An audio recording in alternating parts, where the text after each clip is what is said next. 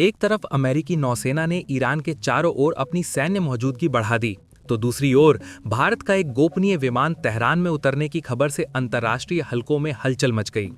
पूरी दुनिया की निगाहें मध्य पूर्व पर टिक गईं। डोनाल्ड ट्रंप की मैक्सिमम प्रेशर नीति से पहले ही तनाव में डूबा ये इलाका अब और भी ज्यादा अस्थिर नजर आने लगा। भारत ने अपनी कूटनीतिक रणनीति से पूरी तस्वीर ही बदल दी।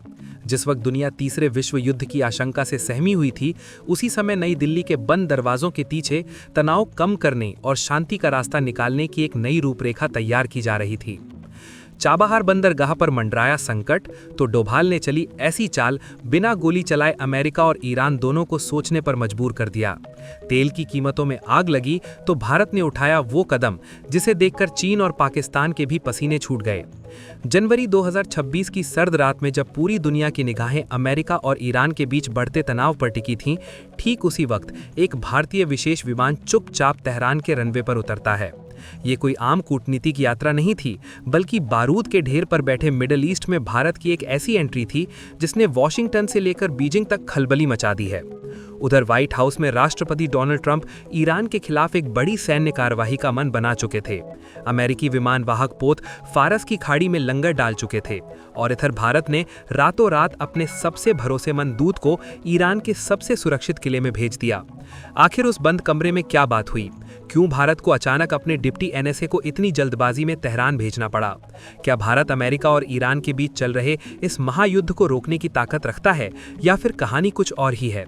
ये सिर्फ दो देशों की लड़ाई नहीं है, बल्कि ये उस चाबहार बंदरगाह को बचाने की जंग है जो भारत के लिए गोल्डन गेट से कम नहीं है। अगर आज ईरान पर हमला हुआ तो भारत के अरबों डॉलर के निवेश और मध्य एशिया तक पहुंचने के सपने का क्या होगा? हम आपको बताएंगे इस हाई वोल्टेज ड्रामे की पूरी असली कहानी। तो बने रहिएगा वीडियो पर और इस संबंध में आपके जो भी विचार हों कमेंट में लिखकर जरूर बताइएगा।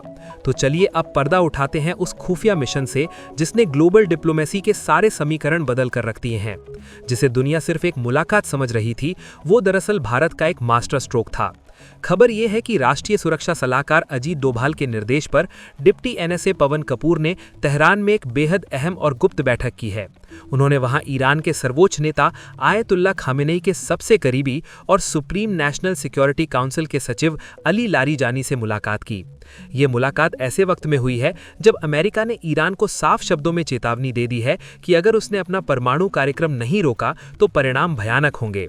ट्रंप प्रशासन ने अपनी सेना को स्टैंड बाय मोड पर रखा हुआ है। ऐसे नाजुक वक्त में जब ज्यादातर देश ईरान से किनारा कर रहे हैं, भारत का वहां पहुंचना एक बहुत बड़ा संदेश है।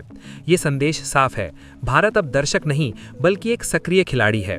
भारत ने संयुक्त राष्ट्र मानवाधिकार परिषद UNARC में भी एक ऐसा कदम उठाया जिसने पश्चिमी देशों को चौंका दिया। वहां ईरान के खिलाफ लाए गए प्रस्ताव के विरोध में वोट डालकर भारत ने साबित कर दिया कि वो अपने राष्ट्रीय हितों के लिए किसी भी महाशक्ति के दबाव में आने वाला नहीं है। अब जरा इस पूरे घटनाक्रम की गहराई में उतरते हैं। आखिर भारत को इतनी बेचैनी क्यों है? इसका जवाब छिपा है चाबहार में। चाबहार सिर्फ एक बंदरगाह नहीं बल्कि पाकिस्तान के ग्वादर पोर्ट का जवाब है। ये वो रास्ता है जो भारत को पाकिस्तान की जमीन का इस्तेमाल किए बिना अफगानिस्तान और मध्य एशिया से जोड़ता है। पिछले साल यानी 2025 में भारत ने इस बंदरगाह को 10 साल के लिए चलाने का एक ऐतिहासिक समझौता किया था, लेकिन अब अमेरिका और ईरान के बीच जंग के बादल मंडरा रहे हैं, तो इस प्रोजेक्ट पर खतरा बन गया है। अगर कल को अमेरिका ईरान पर प्रतिबंध और कड़े करता है या बमबारी शुरू कर देता है तो चाबहार का क्या होगा? यही वो डर है जिसने भारत को रातों रात अपने दूत भेजने पर मजबूर किया।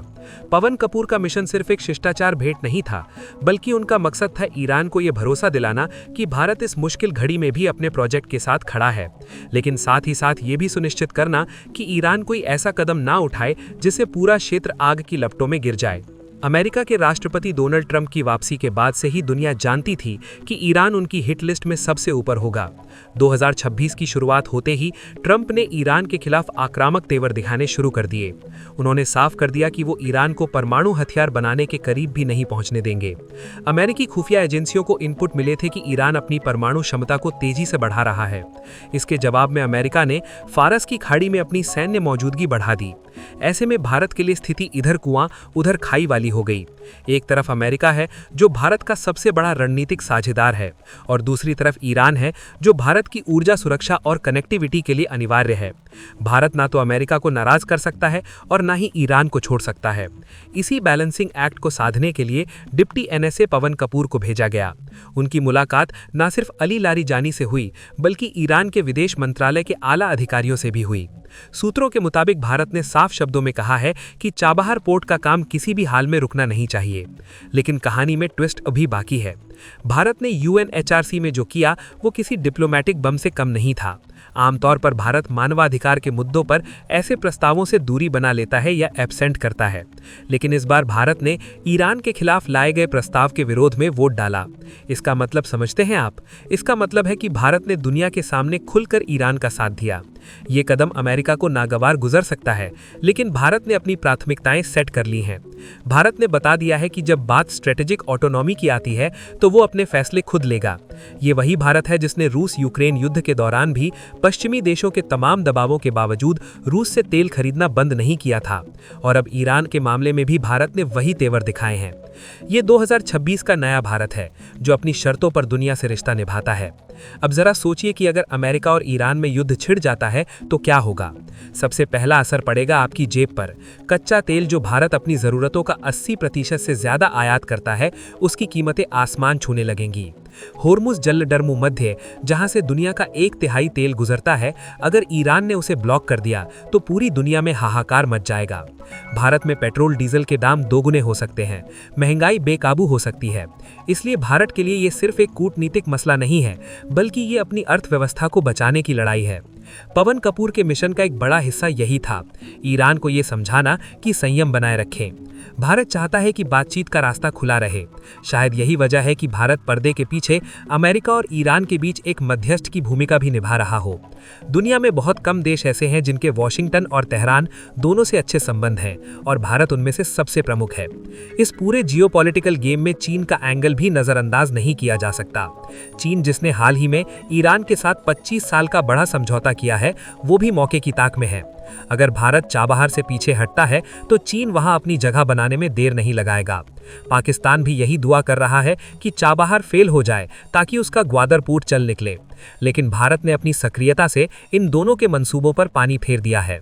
डिप्टी एनएसए का दौरा ये बताता है कि भारत अपने हितों की रक्षा के लिए कितना गंभीर है। पवन कपूर, जो पहले यूएई और इजराइल में राजदूत रह चुके हैं, मिडल ईस्ट की नब्ज को बहुत अच्छे से समझते हैं। उनका वहां जाना ये संकेत देता है कि भारत ने अपने सबसे अनुभवी माइंड को इस काम पर लगाया है। अली लारीजानी, जिनसे भारतीय दूत ने मुलाकात की, वो ईरान की राजनीति के भीष्म पितामह माने जाते हैं। वो सीधे सुप्रीम लीडर को रिपोर्ट करते हैं। उनसे मिलने का मतलब है कि भारत का संदेश सीधे शीर्ष नेतृत्व तक पहुंचा है। बैठक में दोनों पक्षों ने international north south transport corridor INSTC पर भी चर्चा की। ये वो कॉरिडोर है जो भारत से सामान को रूस और यूरोप तक पहुंचाता है। स्वेज नहर के रास्ते में आने वाली दिक्कतों को देखते हुए ये कॉरिडोर आज के समय में लाइफलाइन बन गया है। भारत ने ईरान को भरोसा दिलाया है कि वो इस कॉरिडोर को विकसित करने के लिए प्रतिबद्ध है। बदले में ईरान ने भी भारत के निवेश की सुरक्षा की गारंटी दी है। ये साझेदारी दोनों देशों के लिए विन विन स्थिति है, जिसे कोई भी तीसरा देश, चाहे वो अमेरिका हो या चीन, तोड़ नहीं सकता। लेकिन खतरा अभी टला नहीं है। ट्रंप प्रशासन का रवैया बेहद सख्त है। अमेरिका ने ईरान पर नए प्रतिबंध लगाने की धमकी दी है। ऐसे में भारत को बहुत फूंक फूंक कर कदम रखने होंगे। भारत को अमेरिका को भी ये समझाना होगा कि चाबहार पोर्ट का इस्तेमाल अफगानिस्तान को मानवीय सहायता पहुंचाने के लिए भी होता है, इसलिए इसे प्रतिबंधों से बाहर रखा जाना चाहिए। अतीत में भारत को चाबहार के लिए अमेरिका से छूट मिलती रही है, लेकिन ट्रंप 2.0 के दौर में क्या होगा ये कहना मुश्किल है। इसीलिए भारत ने प्रोएक्टिव डिप्लोमेसी का रास्ता चुना है। बजाय इसके कि अमेरिका कोई फैसला ले और भारत प्रतिक्रिया दे, भारत ने पहले ही अपनी चाल चल दी है। एक और महत्वपूर्ण पहलू है ईरान के अंदरूनी हालात। वहां आर्थिक बदहाली और विरोध प्रदर्शनों का दौर जारी है। ऐसे में ईरान की सरकार भी चाहती है कि भारत जैसा बड़ा देश उसके साथ रहे। भारत का समर्थन ईरान को अंतर्राष्ट्रीय मंच पर अलग थलग पड़ने से बचाता है। जब UNHRC में वोटिंग हुई तो भारत का साथ मिलना ईरान के लिए एक बड़ी नैतिक जीत थी। इससे ईरान को यह महसूस हुआ कि दुनिया के सबसे बड़े लोकतंत्र ने उसे खलनायक मानने से इनकार कर दिया है। ये भारत की सॉफ्ट पावर का भी प्रदर्शन है। भारत ने दुनिया को दिखा दिया कि वो मानवाधिकारों की आड़ में होने वाली भू राजनीति का हिस्सा नहीं बनेगा। इस सीक्रेट मिशन की सफलता इस बात पर निर्भर करेगी कि आने वाले हफ्तों में अमेरिका और ईरान का रुख क्या रहता है। क्या तनाव कम होगा या फिर हम एक और खाड़ी युद्ध की तरफ बढ़ रहे हैं? अगर युद्ध हुआ तो भारत को अपने लाखों नागरिकों को भी वहां से सुरक्षित निकालना होगा जो खाड़ी देशों में काम करते हैं। इसलिए भारत की तैयारी हर मोर्चे पर है। सैन्य विमानों से लेकर नौसेना के जहाजों तक सब अलर्ट मोड पर हैं। लेकिन पहली कोशिश यही है कि नौबत वहां तक ना पहुंचे। एनएसए अजीत डोभाल, जो अपनी अचूक रणनीतियों के लिए जाने जाते हैं, वो पर्दे के पीछे से इस पूरे ऑपरेशन को मॉनिटर कर रहे हैं। उनका मानना है कि युद्ध लड़ने से बेहतर है युद्ध को होने ही ना देना।